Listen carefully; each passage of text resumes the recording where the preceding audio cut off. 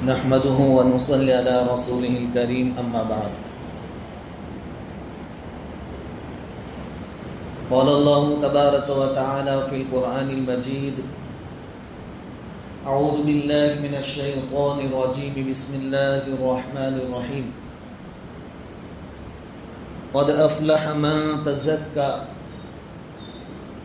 صدق اللہ العظیم. بزرگوں اور پیارے بھائیوں، اللہ تعالیٰ کا بڑا کرم اور احسان ہے کہ ہم سب کو مومن بنایا ہے، ایمان کی دولت سے نوازا ہے. اللہ تبارک و تعالیٰ مرتے دم تک ہمارے ایمان کی، عقائد کی، اعمال کی حفاظت فرمائے. اپنے کام کاج کو آگے پیچھے کر کے جمعہ کی اذان سے پہلے ہم لوگ یہاں مسجد میں جمع ہو گئے، یہ اللہ رب العزت کا کرم ہے، اس کی مہربانی.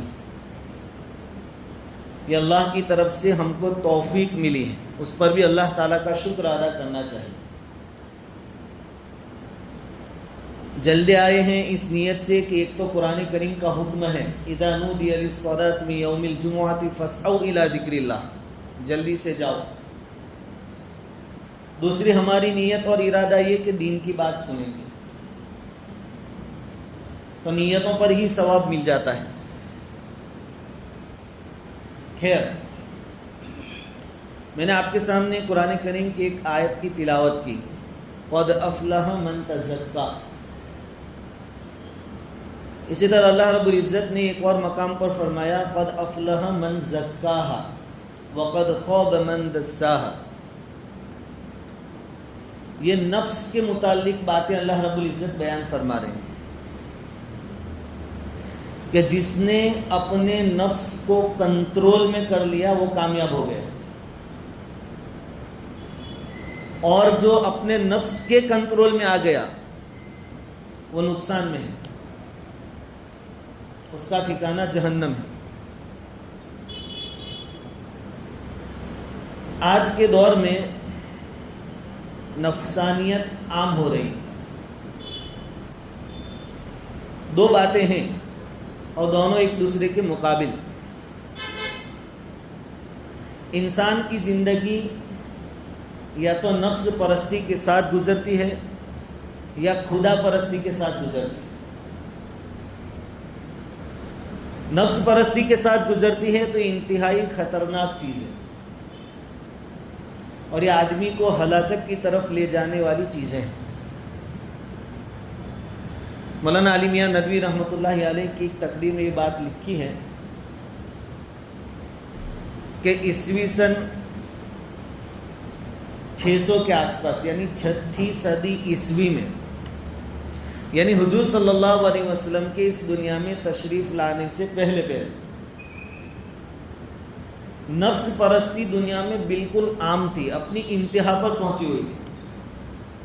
ہر ایک نفس پرستی میں مبتلا تھا. آپ نے ایک اس وقت کی مثال دی کہ ایران اس وقت کی سپر پاور طاقت تھی. وہاں کا جو بادشاہ تھا، وہاں کے جو وزراء تھے، خادم تھے، سب اپنے اپنے حساب سے نفس پرستی میں مبتلا تھے.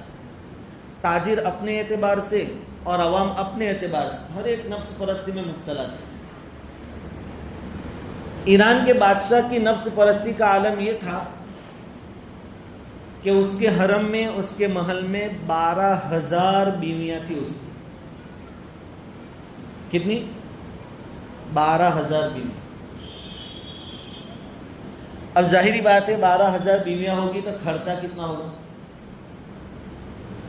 اس کے سوا کھانا پکانے والے بھتیارے، نوکر چاکر، دوسری سب چیزوں کا انتظام کرنے والے. اب یہ خرچہ کس پر آتا تھا؟ پبلک پر، لوگوں پر. تو لوگوں پر ٹیکس پر ٹیکس، جیسے سیم ٹو سیم آج کے زمانے میں ہو رہا ہے، یہ ٹیکس وہ ٹیکس. تو بیچارے جو غریب طبقے کے کسان تھے وہ ٹیکس اتنا نہیں دے پا رہے تھے، تو بہت ساروں نے تو کھیتی باڑی چھوڑ کر مسجدوں کے کونے پکڑ لیے تھے. کیونکہ محنت بھی کرنی ہے کھیتی باڑی میں اور پیداوار سے زیادہ ٹیکس ہو جاتا تھا.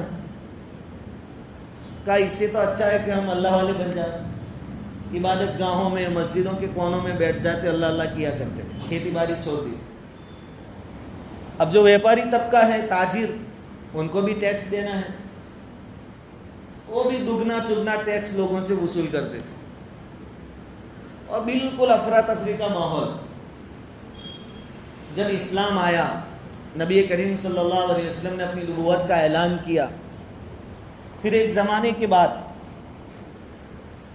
مسلمانوں نے ایران فتح کرنے کا ارادہ کیا کہ لوگوں کو نفس پرستی سے چھٹکارا دلائیں اور خدا پرستی کی طرف لوگوں کو منتقل کریں. جب مسلمانوں کا لشکر پہنچا, حملہ کیا, تو وہاں کے بادشاہ کو بھاگنے کا وقت آ گیا وہاں سے. جب وہ بھاگا تو بھاگتے ہوئے بھی اس کے ساتھ 1000 تو بھٹیارے تھے کھانا پکانے والے, 1000 گویے تھے گانا گانے والے, اس کا دل بہلانے والے. اور یہ بادشاہ جو پرندے وغیرہ پالتا تھا, شکرا, باز وغیرہ, اس کی دیکھ بھال کرنے والے 1000 خادم تھے. یہ سب کے ساتھ بھاگ رہا ہے, پھر بھی اس کی زبان پر یہ بات تھی کہ میرا سب کچھ یہاں چھوٹ گیا, میرے پاس کچھ بھی بچا نہیں.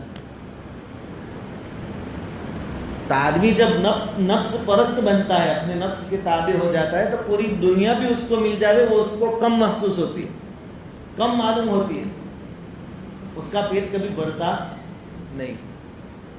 اس کے مقابلے میں اگر خدا پرستی ہوگی تو روکھی سوکھی روٹی کھا کر بھی اللہ کا شکر ادا کرے گا, ہر حال میں اللہ کا شکر ادا کرے گا. اس لیے اللہ رب العزت فرماتے ہیں کہ اپنے نفس کی اصلاح کی فکر کرو. اس کے جو طریقے ہیں نفس کو کنٹرول میں کرنے کا, ایک ہی طریقہ وہ ہے اس کا گلا گھونٹ دینا. نفس جو غلط تقاضا کرے اس کے خلاف کام کرنا. ورنہ آج کے دور میں بیانات بہت ہوتے ہیں, اور بیان کے بعد دعا میں لوگ روتے بھی بہت ہیں. یہ بھی اچھی بات ہے, مبارک جذبات ہے, اچھا ہے, لیکن صرف رو لینا کافی نہیں ہے.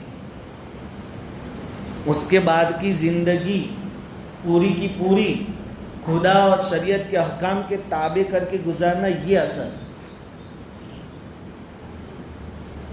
ایک بستی میں ایک آدمی کی سونے کی انگوٹھی گم ہو گئی, سونے کی انگوٹھی. اس کو معلوم ہے کہ یہاں سب چور لوگ ہیں, ویسے تو کوئی دے گا نہیں. تو اس نے ایک مولانا کا بیان رکھا, مولانا سے کہا کہ چوری پر کیا کیا گناہ ہوتا ہے, کیا سزا ملے گی, لوگوں میں بیان کرو. مولانا نے بیان میں خوب برائی بیان کی چوری کی, اور اس پر یہ سزا ملے گی, یہ ہوگا وہ ہوگا, سب بیان کیا. تو سب بہت رونے لگے, پورا مجمع. اب جس کی گم ہوئی تھی اس کو احساس ہوا کہ اب سب کے دل نرم ہو گئے ہیں, اب میں مانگوں گا تو شاید دے دیں گے. اس آدمی نے اعلان کیا بیان کے بعد کہ دیکھو بھائی, میری سونے کی انگوٹھی بہت قیمتی تھی, وہ گم ہو گئی ہے, کسی نے چرا لیا ہو تو ابھی لائٹیں بند کر دی جائے گی, اندھیرا کر دیں گے, عشاء بعد بیان ہوگا. تو کہا کہ ابھی لائٹیں بند کر دیں گے, اور پیالہ گھماتے ہیں, جس نے لی ہو چپکے سے ڈال دے, کسی کو کانوں کان خبر چلے گی نہیں, کوئی کسی کو معلوم نہیں ہوگا. کیونکہ ابھی تو بیان میں سب بہت روئے تھے. خیر لائٹیں بند کی گئی, پیالہ گھمایا گیا. پھر کافی دیر کے بعد جب لائٹ شروع کی گئی, چالو کی گئی, تو دیکھا پیالہ بھی گم ہو گیا, پیالہ بھی غائب. اب یہ وہ مجمع ہے جو ابھی بیان میں رو رہا تھا. تو وقتی طور پر بیان کے بعد رو لینا یا ذکر وغیرہ جو علماء کرواتے ہیں, اس کے بعد آپ نے پیٹ بھر کے رو لیا, وہاں کام پورا نہیں ہوتا. اصل کام تو پوری زندگی نفس پر اپنا قدم رکھ کے چلنا یہ ہے.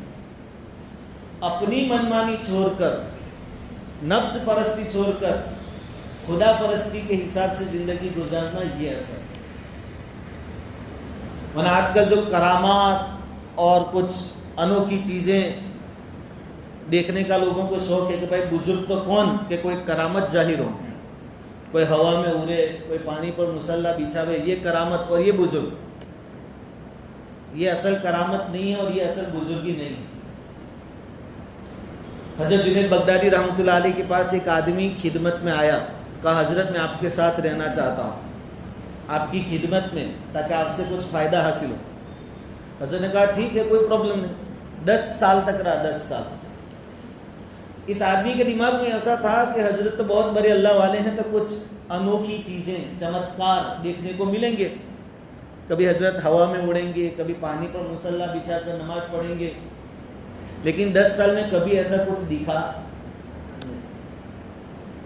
اب دل میں بدگمان ہو گیا کہ یہ کیسے بزرگ، کوئی کرامت کوئی چمتکار تو دکھتا نہیں ہے۔ 10 سال کے بعد کہنے لگا کہ حضرت اب اجازت دیجیے، میں جا رہا ہوں اپنے گھر، اور کہنے لگا کہ میرے 10 سال برباد ہو گئے، میں تو ایک امید کے ساتھ آپ کی خدمت میں رہا تھا کہ کوئی کرامت دیکھنے کو ملے۔ حضرت جنید بغدادی رحمۃ اللہ علیہ نے فرمایا کہ ایک بات بتا، 10 سال تو میرے پاس رہا، کبھی شریعت اور سنت کے خلاف کوئی کام میں نے کیا ہو تو نے دیکھا؟ 10 سال میں کبھی کوئی کام شریعت اور سنت کے خلاف میں نے کیا ہو ایسا دیکھا تو نے؟ اس نے سوچا، پھر کہا نہیں، ایسا تو کبھی نہیں دیکھا۔ حضرت جنید بغدادی رحمۃ اللہ علیہ نے فرمایا کہ یہ کرامت سے بڑھ کر ہے، یہ سب سے بڑی کرامت ہے کہ آدمی کوئی کام شریعت اور سنت کے خلاف نہ کرے۔ باقی ہوا میں اڑنا، پانی پر مصلح بچھانا، یہ کوئی بڑی باتیں نہیں۔ حسن بصری رحمۃ اللہ علیہ کا نام ہم بارہا سنتے ہیں، اور رابعہ بصریہ، یہ رابعہ بصریہ لیڈیز ہے، اللہ کی ولی عورت تھی، اللہ کی ولیہ تھی۔ دونوں کا زمانہ ایک ہے، حسن بصری اور رابعہ بصریہ۔ کوئی مسئلہ پوچھنے کی نوبت آئی تو رابعہ بصریہ پہنچی حسن بصری کے گھر، جہاں وہ رہتے تھے، وہاں مسئلہ پوچھنے کے واسطے پوچھا تو کسی نے بتایا کہ حضرت گھر پہ نہیں ہے، حضرت تو سمندر کے کنارے گئے ہیں۔ اب یہ کیوں گئے تھے حسن بصری سمندر کے کنارے؟ کہ انہوں نے یہ سوچا کہ سمندر کے کنارے اللہ کی مخلوق کم ہوتی ہے، اور جہاں لوگ کم ہوں گے وہاں گناہ بھی کم ہوں گے، جہاں گناہ کم ہوں گے وہاں کی فضا بھی اچھی ہوگی، میں وہاں جا کر نماز پڑھوں گا تو اس کے انوارات، اس کی برکتیں مجھے جلدی نصیب ہوگی، کیونکہ وہاں گناہوں سے بالکل پاک ماحول ہے، اس لیے وہاں گئے تھے۔ رابعہ بصریہ ان کو ڈھونڈتے ڈھونڈتے سمندر کے کنارے پہنچی تو دیکھا کہ حسن بصری تو پانی کی لہروں پر مصلح بچھا کر نماز پڑھ رہے ہیں، پانی کی لہروں پر سمندر میں مصلح بچھایا اور اس کے اوپر نماز پڑھ رہے ہیں۔ اب یہ تو کتنی بڑی کرامت۔ لیکن رابعہ بصریہ بھی تو اللہ کی ولیہ تھی، اس نے کیا کہا؟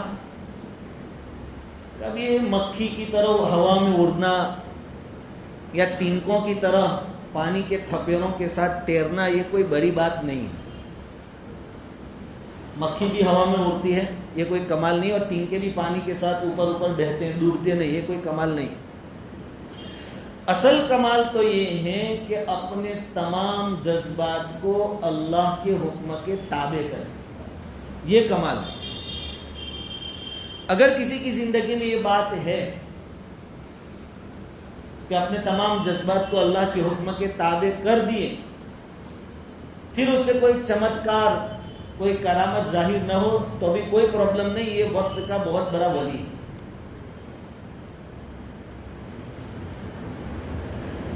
بنی اسرائیل ان کا ایک قبیلہ تھا۔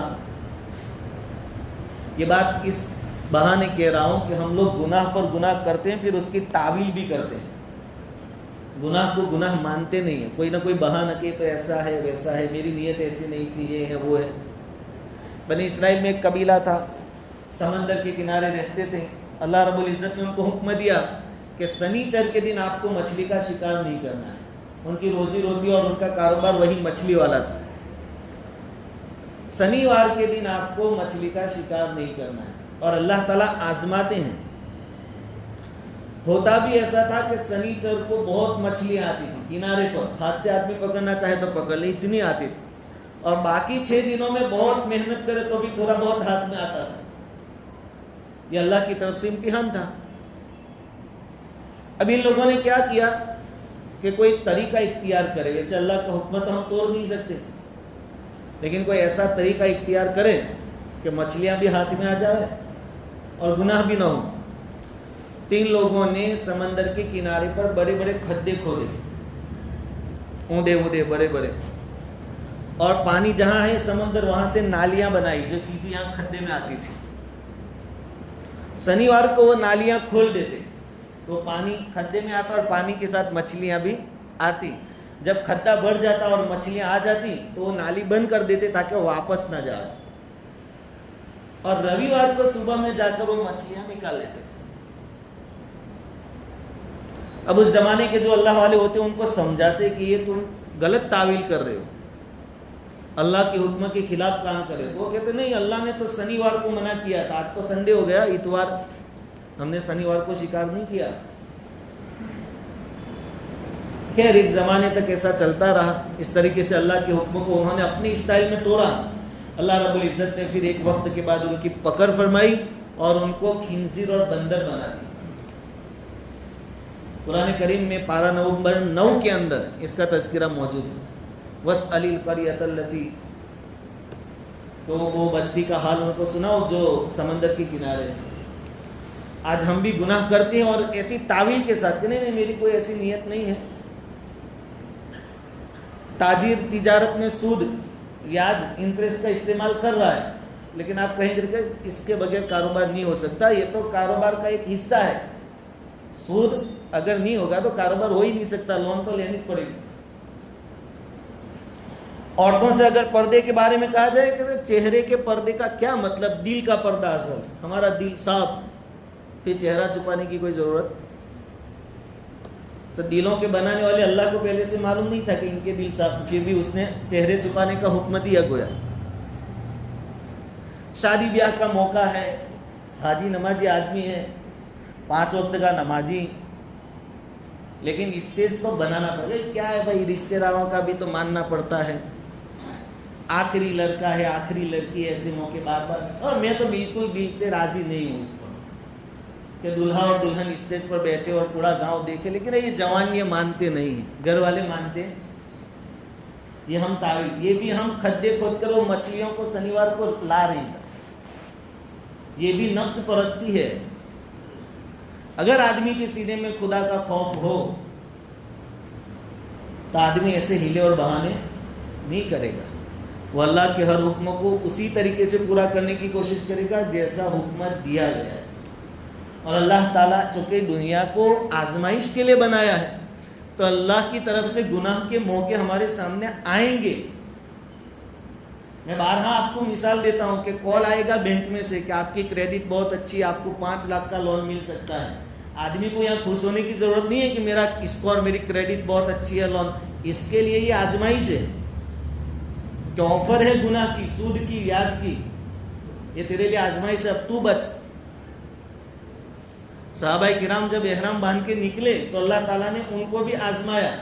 احرام کی حالت میں آدمی شکار نہیں کر سکتا، تو شکار صحابہ کرام کے پیروں پر ٹچ کر کے جاتا تھا وہاں سے۔ تیر کمان کی بھی ضرورت نہیں ہوتی تھی، نیزوں کو بھی ہاتھ سے چاہے پر پکڑ لے، لیکن